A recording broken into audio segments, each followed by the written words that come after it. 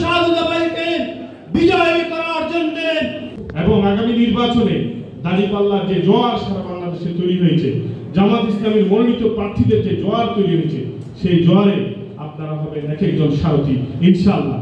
বাংলাদেশ জামাতে ইসলামী, বাংলাদেশ জামাতে ইসলামী, বাংলাদেশ জামাতে ইসলামী, বাংলাদেশ। আগামী দিনে আমরা যে স্বপ্ন দেখছি, আগামীর একটি কোরআনের রাজ প্রতিষ্ঠার সমাজ নির্মাণের যে স্বপ্ন, সেই স্বপ্নে আপনারা হবেন প্রত্যেকে এক একজন সৈনিক, এক একজন কারিগর, এক একজন যোদ্ধা।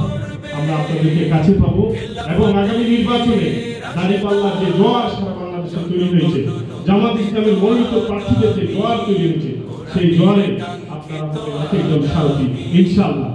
আমাদের সবাইকে কবুল করুন।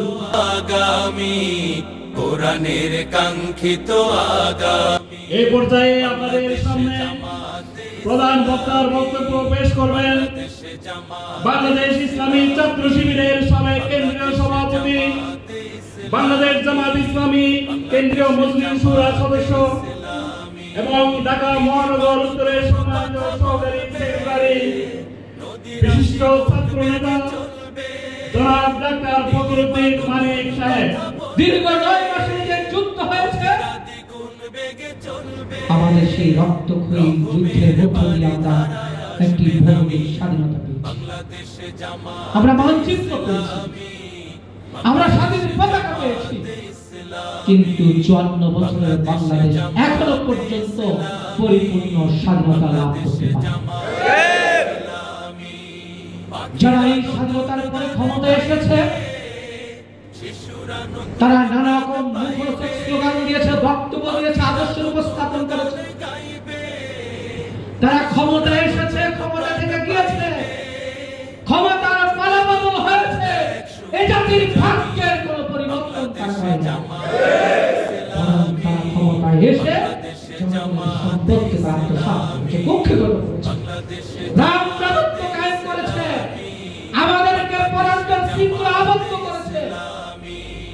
নানা রকম অপসংস্কৃতির মধ্য দিয়ে আমাদের স্বাধীনতার সার্বভৌমত্ব, আমাদের সক্রিয়তা, আমাদের সার্বভৌমত্বকে নস্বাত করেছে। মানুষ আর কাঁদবে না, ভিখারির মতো হাত পাতবে না, জুলুম আর অবিচার যাবে থামি। বাংলাদেশ জামাতে ইসলামী, বাংলাদেশ জামাতে ইসলামী, বাংলাদেশ জামাতে ইসলামী, বাংলাদেশ। তবে আজকে বলে যাচ্ছি, আগামী নির্বাচনে এই সিট অবশ্যই ডাক্তার শাহাদাত দাঁড়িপাল্লা মার্কায় বিজয় হবে ইনশাআল্লাহ।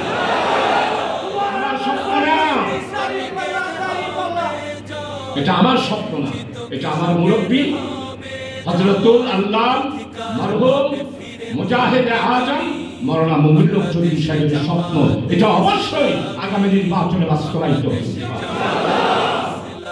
দেলোয়ার হোসেন সাইদি রাহমাতুল্লাহ চেহারা বলে আসবে তাওহীদি জনতা, তারপর তারা দাঁড়িপাল্লায় ঢুকিয়ে দেবে,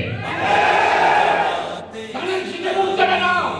বাংলাদেশ দামি, বাংলাদেশ জামাতে ইসলামী, বাংলাদেশ জামাতে।